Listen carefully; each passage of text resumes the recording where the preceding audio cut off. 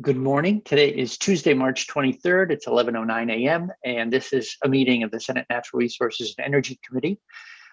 We are going to be doing some confirmation appointments made by the governor, or taking some testimony introductions. But before we go to that, we've had an amendment in development for about the last 10 days. It is to S102, the compost bill offered by the Ag Committee. The Ag Committee saw our work, proposed a further instance of amendment to that amendment. And I asked Mr. O'Grady to come in and share that with us so that we could have see if senators who are offering this amendment are willing to treat it as a friendly amendment and then continue to offer the amendment. So, Mr. O'Grady, if you could show us the Ag Committee's suggested change, please. Sure. I'm going to share the screen.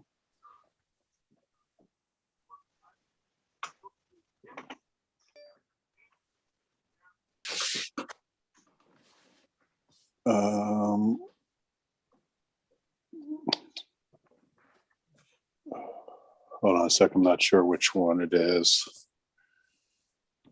Yeah, this is it. All right.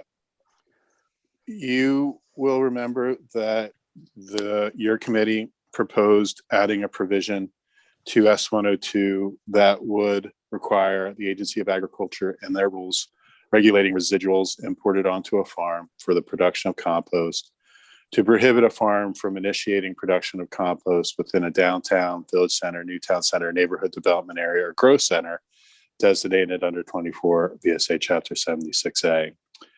The current A&R solid waste rules prohibit the location of compost facilities in designated downtowns and village centers unless the municipality where the facility is located has allowed composting in the designated area. So the Senate Ag Committee is fine with you expanding that prohibition for these farms to designated new town centers, neighborhood development areas, or growth centers, but they want an equal treatment for these farms when the municipality has expressly allowed composting in the designated area. Their opinion was that if without this red line text, that these farms would be treated differently from large scale compost facilities in those municipalities where the municipalities expressly allow composting in the designated area. So they're just looking for equal treatment. They're not trying to change those areas where you have indicated it should be prohibited. They just want the municipality authority to expressly allow it in the designated area. Okay. Senator McDonald. Is it the term expressly allowed? Does that suggest or require the sort of actions that one goes through for zoning and town plans, or could it simply be a motion on a Tuesday night to say we expressly want to allow, etc.? That language tracks the A&R solid waste rules. I do not know if they require a zoning bylaw, or if it's something, say, for example, in a town where there is no zoning, it would allow the municipal select board to approve. So it's not clear from A&R's rules. I would have to contact them to see if they've.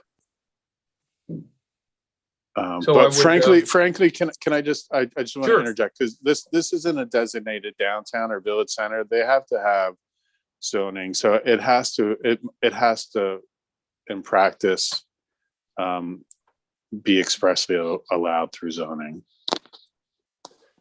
Perhaps, Mr. Chair, unless a municipality has expressly acted according to whatever it is that Mr. O'Grady will no doubt come up with very shortly.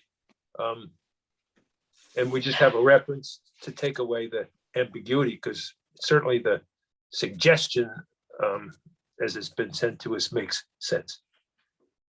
Okay. Any further discussion on vetting the amendment? Great. I think so. Mr. O'Grady, if you could chase down what's inherent in that expression, expressly allowed, so that we actually know what we're agreeing to. That would be helpful. Okay, I think basically you could say unless the municipality is expressly allowed under its zoning bylaws and subdivision regulations, composting in the designated area.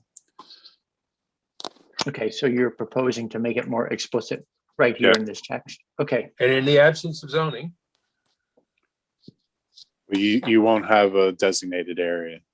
well, you would in the town plan, but not in zoning.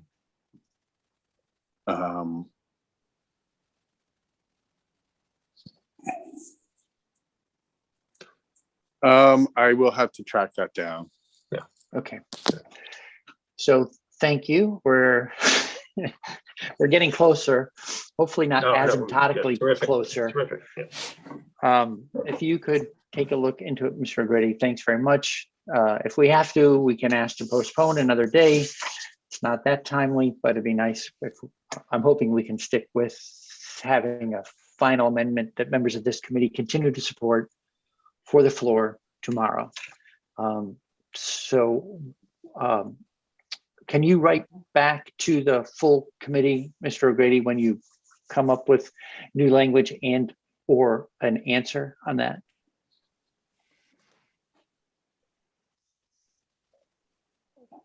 Yes. Okay, thanks very much. All right. Yeah, I think the one thing we were trying to do was basically avoid conflicts. So let's make sure that we don't have the perhaps unwelcome event of someone didn't know that at Tuesday night at 8:53 p.m. 3 members of a select board were going to vote to allow a facility in an area that led to neighbor conflict. So we'll be sticklers on trying to make this as transparent and orderly as possible. Thanks very much. So with that, it's time for us to welcome our guests today. We have this committee receives 4 appointments from the governor. And I know that Secretary Moore is the first one who needs to leave, and she's first on our list. So good morning, Secretary Moore. Good morning. It's not as though this is the first time we've met you, but I'll ask the question I most often hear at these confirmation hearings. You have a challenging job, and you've just been reappointed. Since you're here, I'm guessing you would like to stay on the job. Can you say a little bit about what makes you want to continue to serve as secretary? Sure, I'd be pleased to. Thank you for having me this morning. I believe wholeheartedly, although you may hear some strong competition from the commissioners that will follow me, that I have the best job in state government.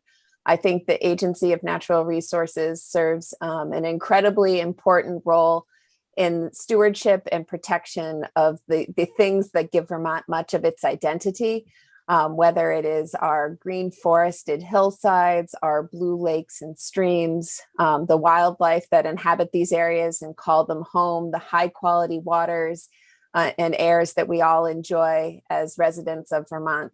And the agency plays an integral role in helping protect and steward those resources for the enjoyment of Vermonters and anyone who wishes to visit here. This is work that has been sort of my avocation, as well as something I am personally committed to throughout my career. And it is an absolute pleasure to have the opportunity to serve Vermont in this capacity, as well as to work with the dedicated scientists and engineers that make their careers at ANR. Well, thank you. Senator Campion. Thank you. Thank you, Madam Secretary. It's great to see you. Thanks for being Nice here. to see you too.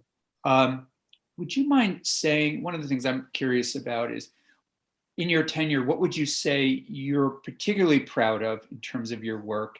And maybe also something, a disappointment, if you will, something that you'd like to see advance that hasn't, advanced yet. Sure. So I would start by saying probably the thing I'm most proud of is the work done with the General Assembly, the administration, and the Treasurer's Office in 2019 to secure permanent and long-term financing for our clean water work. That's work, obviously, I've been engaged in here in Vermont for more than 15 years now. And much of that time has spent talking about the need to have a dedicated, sustainable revenue source to support that work.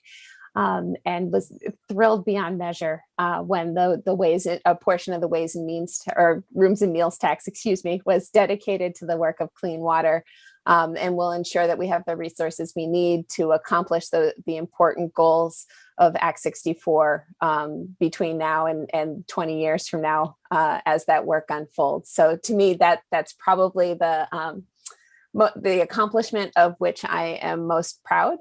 In terms of challenges or disappointments, I guess that's a little harder to come by. I like to believe as we continue our work together that they are challenges and not disappointments, that we're going to continue to make progress in these important areas. I would say one of the biggest challenges that lies in front of us currently is the important work around climate change and trying to lay out a path that is implementable, that is affordable, and is equitable. It is a daunting task. It is an incredibly important task. Climate change is obviously probably the greatest environmental crisis facing us in the near term and certainly in the long term. And it's a challenge that I have enjoyed engaging in significant depth over the last couple of years, and look forward to continuing to think about how to advance and move that work forward. Thank you very much. Appreciate that. Any other questions for Secretary Moore? I do have a question. This is sort of live, live theater. There are things in play in here on a daily basis related to water quality. Someone was asking me about, exactly what one of the things you're noting is a highlight. I mean, this committee worked with you and others on the Vermont Clean Water Act. And after 3 years worth of per parcel fees, we finally got to that rooms and meals tax and other ways of permanent funding. But lately CSO events have been sort of in the news and for all of us. And part of my take on it, and I don't know if you would agree with this, this is a genuine question. I mean, I don't know the answer. I'd love to know what you think. And is that with the Lake Champlain TMDL and the Vermont Clean Water Act, that our focus shifted some, not to the exclusion of CSO events, but to phosphorus, and that that's where a lot of our attention has been focused. We're still working on CSOs, but we haven't made commensurate progress in terms of funding at a new higher scale the work necessary to address CSO events. And does that seem like a fair characterization, and why, from time to time they crop back up as a kind of a sore subject?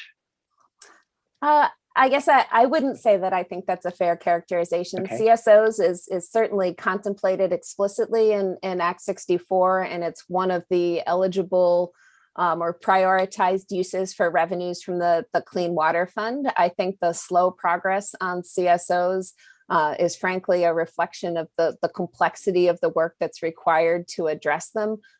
This is long buried infrastructure that not only underpins many of our downtown streets, but also oftentimes runs under buildings. And so it's incredibly challenging to actually get into the network and do some of the separation. And the other piece is as we've sort of progressed in our knowledge about combined sewer systems, and frankly, the important water quality benefits of treating the stormwater component of that combined sewage, that we have been trying to move a bit more judiciously and not just go right to separation, but also think about the opportunities and frankly, the need treat a lot of the stormwater runoff, so that we don't just end up trading a combined sewer problem for a stormwater problem when it comes to the water quality in our rivers and lakes and streams. So I think progress continues to be made. I know over the last 10 to 15 years, we have reduced by more than half the number of overflow points across the state of Vermont. And so it continues, and each of the communities that has a combined sewer system in Vermont currently also has a 1272 order from the Department of Environmental Conservation that has them on a long-term compliance schedule that will ultimately eliminate the CSOs and result in compliance with water quality standards. Okay, well, thank you for fielding a business question in the middle of. Sure. Otherwise, I began my career in combined sewer overflows, if you can believe such a thing. Well, the things that bring us together in this committee. Okay, any other questions for the secretary, who I know needs to be out of the meeting by 11:30? No, just thank you for your work. Thanks for your partnership. Right. Always good to have you on the other end of the phone. Yeah, yeah. And as well as, you and those that work for you. So thank you. It is my absolute pleasure. And just for your knowledge, we mentioned this last week to you, your team, that this week we're having the representatives of the congressional delegation in to talk about funding opportunities related to a range of programs and bills and acts out of Washington. And they asked me to focus our areas of interest. I said, number one was our work on energy and energy savings. Number two is wastewater treatment facilities and related infrastructure. So we'll, if anything exciting happens in that meeting, we'll be certain to share it with you. So, all right. Excellent. We appreciate that very much. Great. Thank you. With that, I'd like to invite Commissioner Porter to join us. Good morning, Commissioner Porter. Good morning. How are you? Well, everyone's quiet. I think they look well. Good. Okay. So I'll start with the same question. The commissioner positions, secretary positions, they are demanding. It seems like 24/7, 365 is part of the job description. Can you say a little bit about why you're still interested can you tell us how long you've been commissioner and why you're interested in continuing to serve?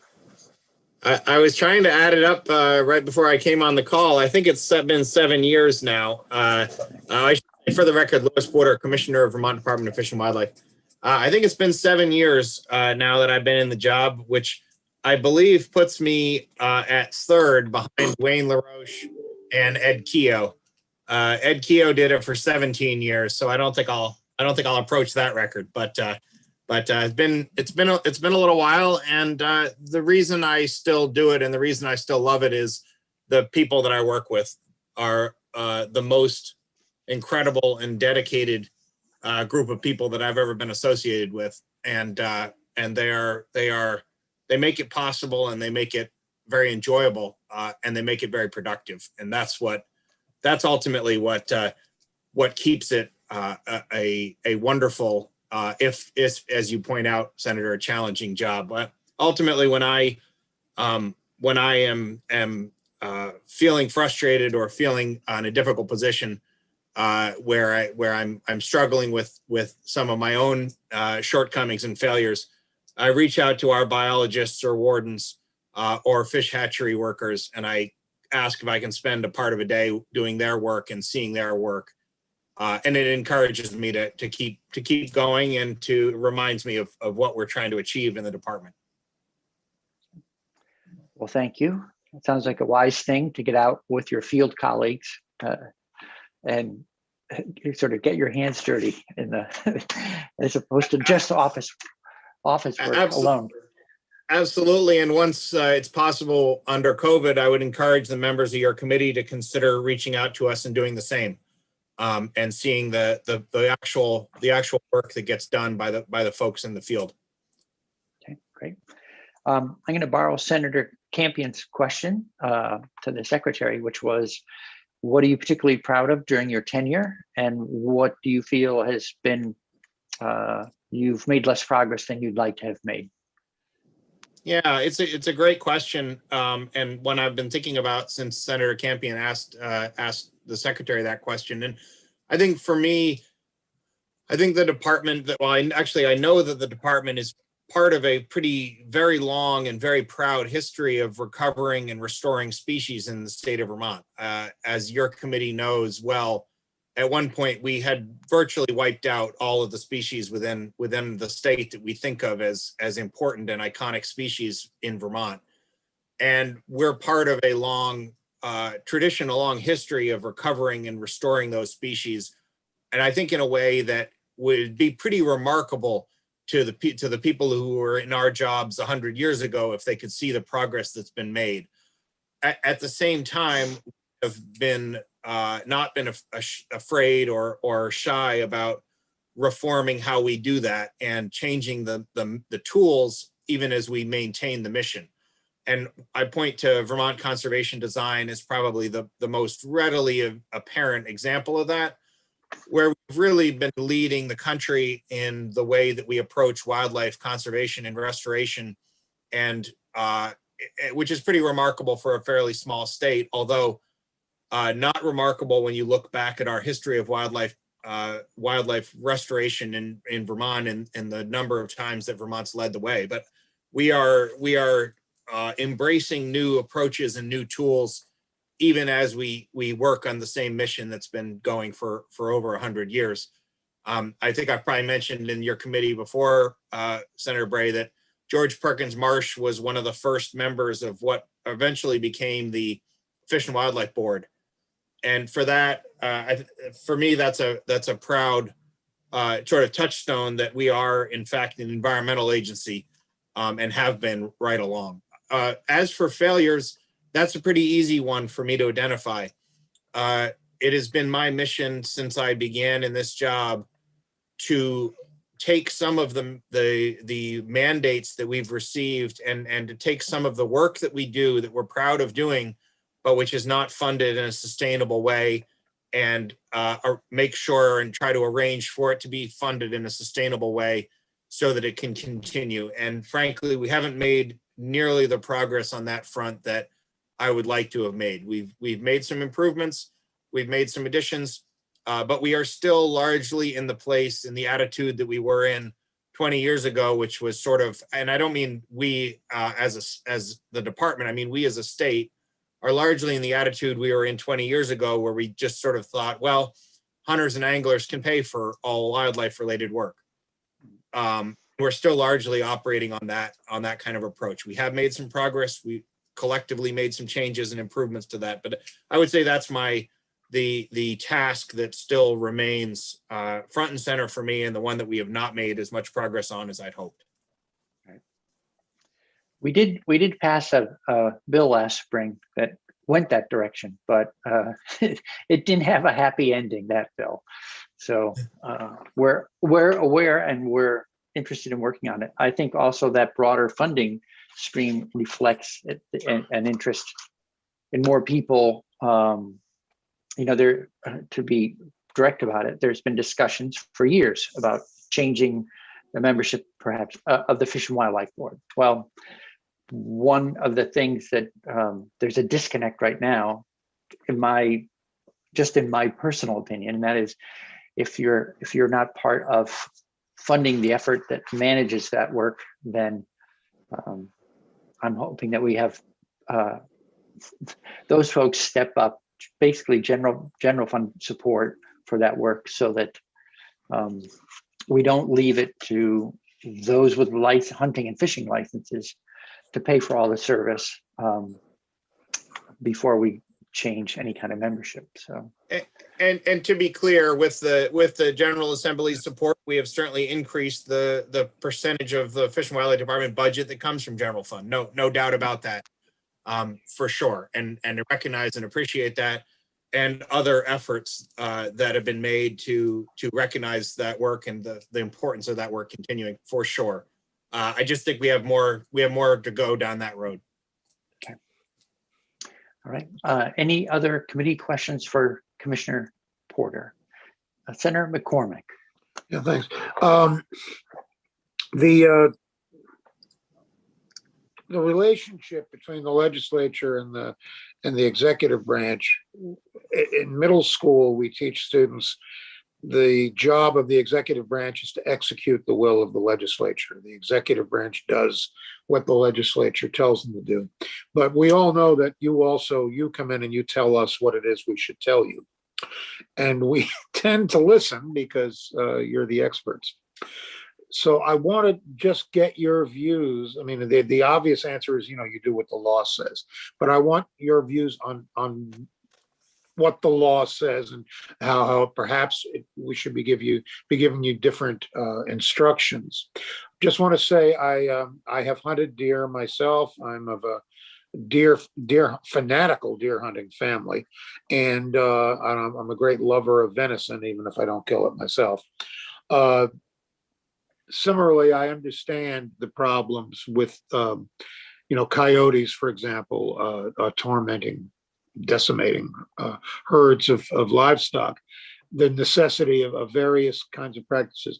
But I hear from a lot of constituents about various practices in our countryside that are inhumane. Specifically, the steel leg hold trap and running of bears with dogs and the running of coyotes with dogs. Would you just comment on, are we as humane as we should be? Or would any additional being more humane start to cause unintended consequences? Where are we on that balance between the human, to make things comfortable for humans in the countryside and the other critters who we share the countryside with? Yeah, so there's a lot there, Senator, for sure. Yeah, and just to answer the first part of your question, yes, the legislature sets the policy in a broad way, but I view it more as an interplay between the executive branch and the legislative branch, because I think there are policy decisions that happen all the way down into the very deep parts of our work. And I think it's important that we recognize that those have policy implications, even if they aren't to the level that is statutorily set. Similarly, I think that the legislature serves an important role, and I work with legislators many times on this piece of it. The legislators serve as an important role in representing their constituents at the below policy level, at the substantive level, as the voice for their constituents, and I welcome their engagement at that level as well. So I think it's more layered than just a legislator sets the policy and the executive branch implements it. When I get a call from a legislator who says, "Hey, your Act 250 regulators are involved in this project, and I think that they're reaching beyond the intent of the statute, or I think they're not being reasonable in accommodations," that to me is as important a function of the legislature as setting the broad policy. But let me get to the meat of your question, which is about humaneness. The animal cruelty humane statutes do not apply to Title 10. And the reason that they do not apply to Title 10 is that we fundamentally recognize that many of the ways that we interact with and impact wildlife are things that do not fit under animal cruelty protections that we provide domestic animals. And I think that's across the board. When somebody shoots a deer with a bow and arrow, that deer dies, unlike a bullet, which kills largely through shock. That deer dies from bleeding, from exsanguination, we call it, to put a more polite word on it. That is not something you would be allowed to do to a domestic animal under animal cruelty statutes, nor should you. My point is that because of the nature of wildlife and wild animals, the statutes and regulations are different in how they guide our involvement with them, and have been and are by necessity. So to answer to your specific examples, I think that these are things that we need to talk about as a legislature and executive branch in the specific cases, and whether we want to have those activities be legal as they are currently or not be legal based on the real specific factual concrete examples. And let me take bear hounding as one example. Bear hounding is a controversial practice. Many people do not like the hunting of bears with dogs, in which bears are treed by dogs and then either shot or not shot by hunters. There are a number of reasons why I personally and why the department supports keeping that practice as a legal practice. To a great extent, bear hound hunters and their dogs are a valuable tool for us in managing bear conflicts in a non-lethal way. In other words, if a bear is habituated to human food sources, those bear hounds are an important way for us to scare those bears and return them to being afraid of people. Obviously, no one is going to keep an expensive pack of bear hounds if there's no bear hound hunting season. They're not going to do that to benefit us as landowners or department. Bear houndsmen also provide a way to, in my mind, keep bears wary of people in general and afraid of people in general, and not associate people with food sources in general beyond the specific cases we use them for. They also provide us with a valuable way of securing bears for research and collaring bears for research. And they also are an important mechanism for managing bear populations. As you may know, we have had a record years in recent years of bear conflicts with people. I say all of that to say that the specific examples matter, and we can have that conversation about whether that particular activity should be legal or should be illegal. But I think we should have it in the full breadth and context of what it would mean to eliminate it and what it means to keep it. The pursuit of coyotes, I think, has similar pieces. So my point in all of this is I'm happy and eager, in fact, to have the conversation with the legislature about those items. We come down as a department in a certain place in the value of those activities in terms of wildlife management. The General Assembly may ultimately come to a different conclusion, but I think we should have those in the full context of them, and not in a way that's based on a very superficial view of the activity and what it stands for and what it means. Sorry, a little longer there, but I think you understand my point. Right. So I hate to interrupt a good conversation, but we have two other colleagues to visit with before noon. Whoa. I get one. Yes, please. Where's your baby pictures? That's all I want to see. I was going to bring her on with me, but I thought that might be unfairly weighting the scale, Senator. Well, you need all the help you can get. Fair enough. All right. So thank you for it's a good question, Senator McCormick. And I hate to cut us off. I'm just looking at the clock. Obviously, as a commissioner suggested, we know it's a big topic that merits a lot of close work to really look into it. We had a taste of this, I don't know, earlier, a bear hound discussion a year ago, and we spent a lot of time just on one piece of it. So I think, so with that, I'm going to move along to, please, Commissioner, thanks, Commissioner Porter, and go to Commissioner Snyder, who's with us this morning. Good morning. Good morning. Okay. I was hoping you're going to be reporting in from a stand of trees, but I guess you're not. That would make two of us.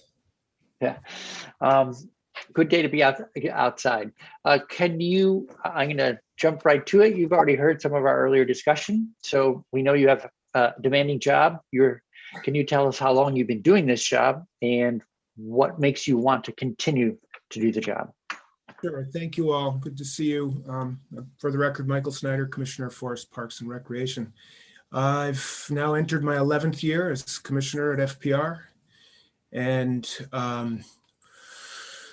I guess that was the easy part. What, why is the Senator is the why, much like the two before me, Secretary Moore and Commissioner Porter, as the Secretary said, this is more than a vocation for me. It has been an avocation and a life's work. That is my life in the woods, my love of forests and the interaction of people in forests, as well as outdoor recreation. So forests, parks, and recreation, it's a pretty sweeping gig, and I'm proud, honored really, to serve this department with this mission, with this community of people in this state at this time. It is a heavy responsibility I take seriously, and I see it as truly an honor. And I never thought I would be here. I didn't even ask for the job, but here I am 11 years in, and I'm incredibly grateful. It's very meaningful work, and to pivot to what Commissioner Porter said, I think it really does begin with the amazing people I work with. Our staff are similarly inclined, where it is who they are, and it's what they believe in and what they care about. And they're smart, dedicated, hardworking, interesting, challenging. And so that's quite a package: the responsibility, the purview, and the people. I think those are the basics of why Indeed, I'm glad to be here and want to continue to do my best at it. And now it's become a routine question, but I think I'm again borrowing Senator Campion's question. What are you most proud of the, in terms of what you've been able to do so far? And what's one of the things that still remains your top priority as a challenge to do better on? I think, given the relatively long sweep of time I've had here, it's kind of hard to single out something, and it really is a package, and it's over that long time period. I think I'll give you three kind of areas that I see progress and for which I'm quite proud for my role in it, though it's not a singular role. That would be the kind of organizational transformation, transition, growth at FPR. It's a very different department than the one I inherited in some ways. And that's owing to just, we had a long tenure of service among our staff. And so there has been a significant pulse of retirements. And that's a uniquely important opportunity for a commissioner to be at the helm through those transitions, to make decisions and adjustments, given the changes in the world around us, climate change, social justice, environmental justice, issues that were really not even here when I began. So organizational change and having a hand in that as part of a team, I think we're better suited to the current realities. I think also more on the policy end of things would just be, I think, moving the needle of understanding on the importance of forests to humans and to so many dimensions of life, and the role of good forestry in keeping forests. I think we've moved the needle. I'm proud of that. A lot of work left to come. And similarly, a 40% increase in attendance and visitation at Vermont state parks over the last decade. There's reasons for that. And there's a cascade of good, positive things that come from that in environmental connectedness, economic development, health and wellness, family and community togetherness. That's a huge thing. And it's been a raging success with a lot of hard work of a great team. So I'm proud of that as well. Similarly, so I guess that's it. The organizational change and growth, bringing in new and different people and making us better. And then the sort of policy development in forests, forestry, and outdoor recreation is really important to what Vermont is and what our future can be. Those are the areas. I mean, and Senator Bray, you read a really wonderful list on the Senate floor when was that? Fall, summer, spring? Yeah. About the policy work that we've done together in forestry. It's been significant and some historic stuff, as well as some minor things that have really important implications. So, it's a hell of a package, frankly, and I'm proud of it. And but again, my part in doing it with a community of people. Right. Yeah, and we're all disappointed that Forest Frag didn't finally get into the books yet, but Well, I didn't Senator get Campion. the disappointment part. And I'd have to admit to the sort of, Yeah. I will just say it this way. My disappointment, if there is one, is that we really haven't, we've moved some needles, we've done some good things that are helpful, but I would say we still haven't accomplished a kind of no truly holistic, integrated, and long-term development of a legal, economic, and institutional framework that ensures healthy, intact, functioning forests forever. Senator Campion. Thank you, Senator Bray. So along those lines, one of the things that's always mentioned to us, sometimes it feels anecdotal, sometimes people come in and have the evidence, but are our forests still diminishing here in the state of Vermont? Do we have less and less forests every single year? Yeah, I think all the indications are that there's been a net loss of forests, and it's kind of an inflection point. It has been said we've had this aggrading forest condition. The extent of forest, that is, land area in forest, all of our lifetimes has been increasing, and it has been for over a century. And then, so now for the first time in a century, that kind of moving the other way. That's an inflection point. It's not the end of times, but it is a signal that we need to pay attention to, and it's real. So I appreciate that. So is one of your goals to change that? I mean, you've been on the job for a while now. I mean, what sorts of things would you put in place to make that change? What should we be looking for from you to help us do that work would be the way to. Two things, I think, and to build on what we've all done together in little pieces and parts, and not some of them not that little, but it really ends up in two categories in my mind. One is a cultural bucket of just a culture of forests and forestry and outdoor life is really important. And I think an understanding that, as I've said, counterintuitive as it may be, that in order to keep forests, we have to cut some trees. That's sort of part of that cultural awareness of the awareness gap that's growing of how much we depend on forests for all kinds of things, goods and services. And both are increasing. And that's what I meant by moving the needle, particularly on the services, things like atmospheric carbon mitigation, clean water, flood resilience. Those are the services, unpriced benefits. And we are developing a better and better understanding and appreciation. So continuing there. So that's just the importance and the understanding. The other piece I think that we need to continue to work on, all of this, by the way, was framed up, we delivered in 2015 in the Forest Fragmentation Report, the first one. It's 5 categories of policy change, from incentives, education, enhanced conservation, land use planning, and support for the forest economy. We've done an awful lot in all of those buckets. Really, the big one left is in the forest economy because of the difficulties, so many of which are beyond our control. The pressures, the globalization threats, the invasive threats that threaten forest health and forest sort of human productivity with forests. That's big. And so that's where keeping large intact blocks and connecting habitats through the anti-fragmentation work is important. The permit reform conditions that were discussed in the Act 250 bill, that's important. And then just sort of a bigger approach to understanding the role that logging, mills, kilns, secondary manufacturing plays as having this conservation effect, among other things. Like that's the big missing piece for us all, is to, it's a real crisis, and we are a world leader now in certain elements of forestry, particularly adaptive silviculture, climate responsive silviculture. And it really doesn't matter if we don't have a viable marketplace. It's time to modernize that marketplace.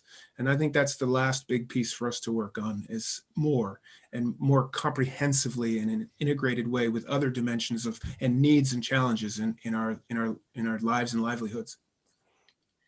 Yeah, so no, that's helpful. So would you estimate that we will start, based on the work that's already been done, will we start to see a shift in terms of the sort of forest diminishing and now sort of start to sort of level out? No, I think No. it's bordering on crisis time. We Okay. have some time. I don't think a whole lot. I think that you will see increased pressures on conversion of forest to non-forest. And this is the tricky piece. We have to balance. We need human habitat. We need to be smart about it. And we want to grow. And I think we have a chance still to get it right. We need to start making some really important and difficult decisions now about that in this holistic way, instead of sort of rearranging chairs on the Titanic, if you will. We need a holistic integrated approach, because I actually don't, I think until there's massive scarcity and the negative implications of that scarcity, I'm sorry, but that's my sense, is that we're not really getting where we need to be. History is replete.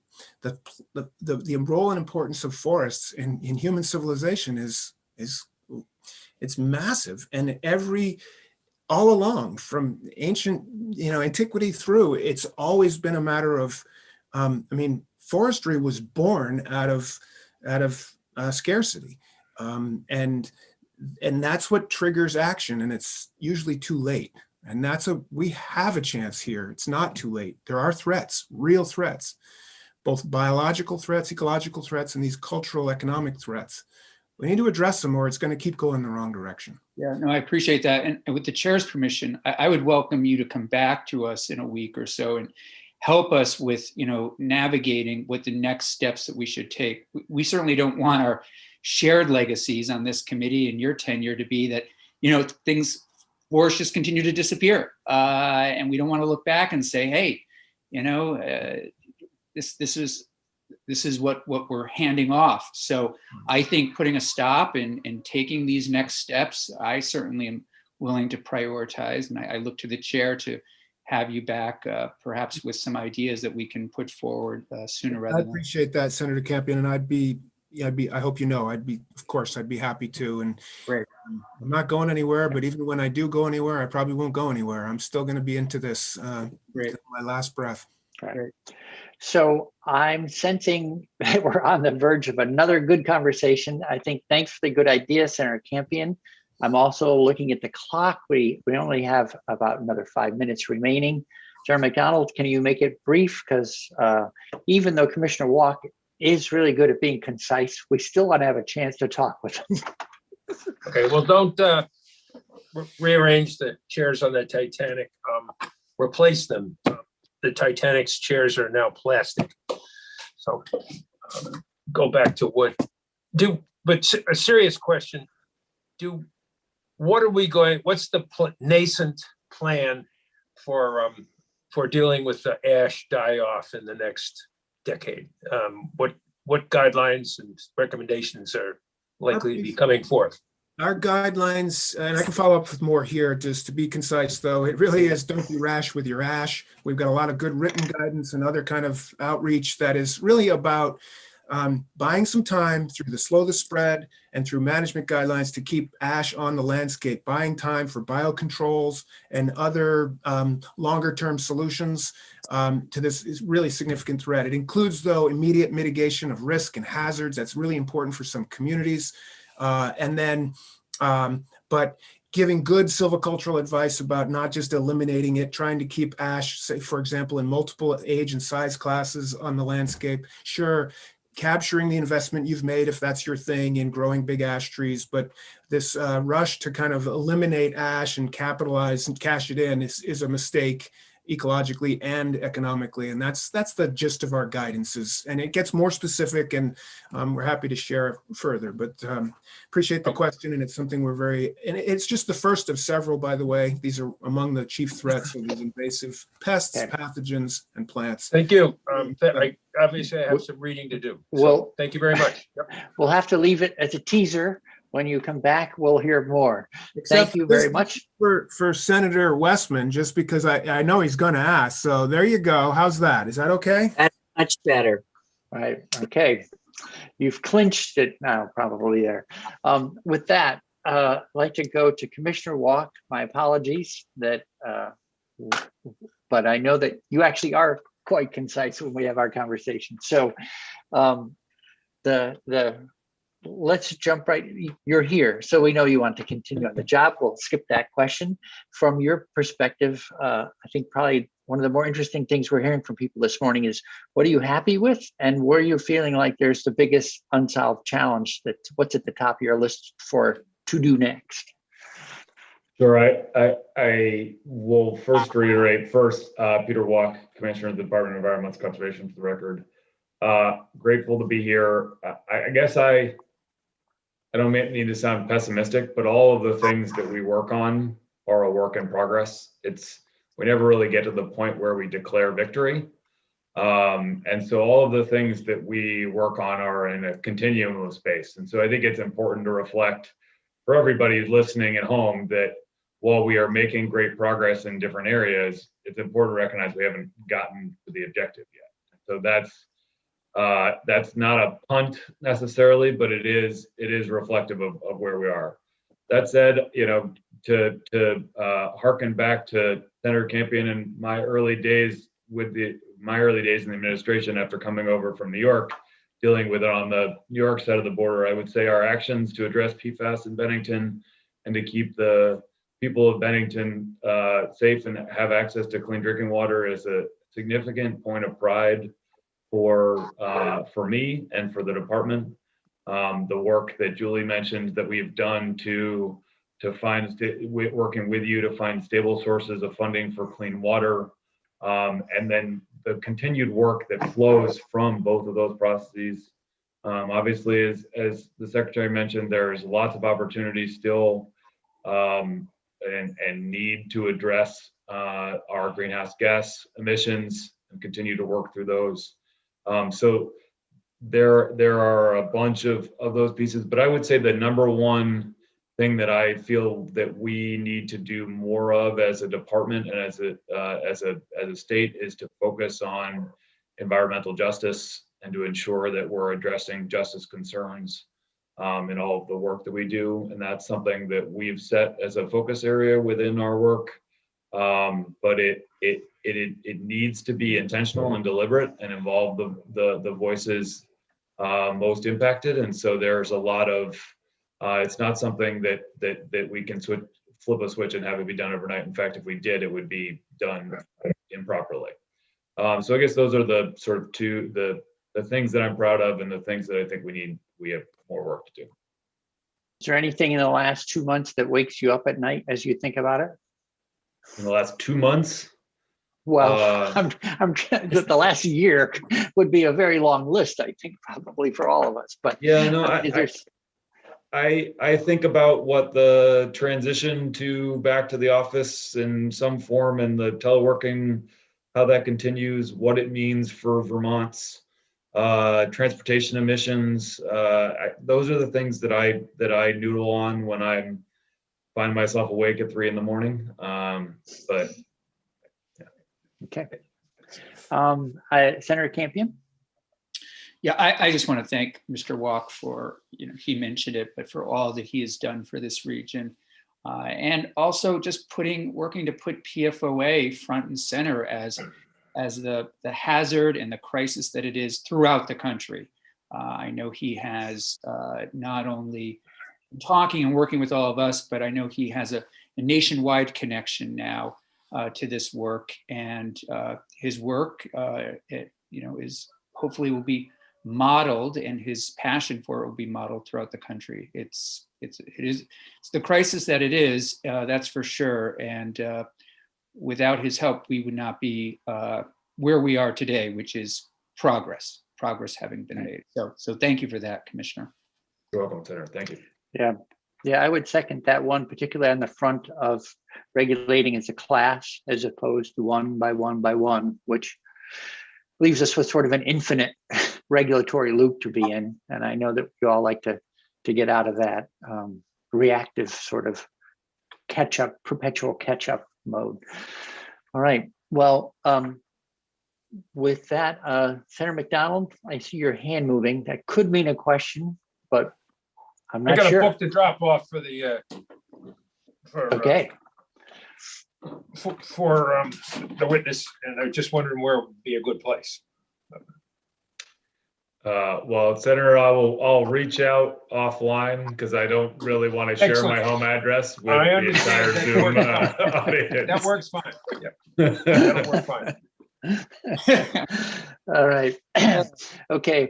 Well, thank Thank you, you. everyone, for staying a little over. It's we are adjourned for the day, and thank you, Commissioner Walk, Commissioner Snyder, and your colleagues who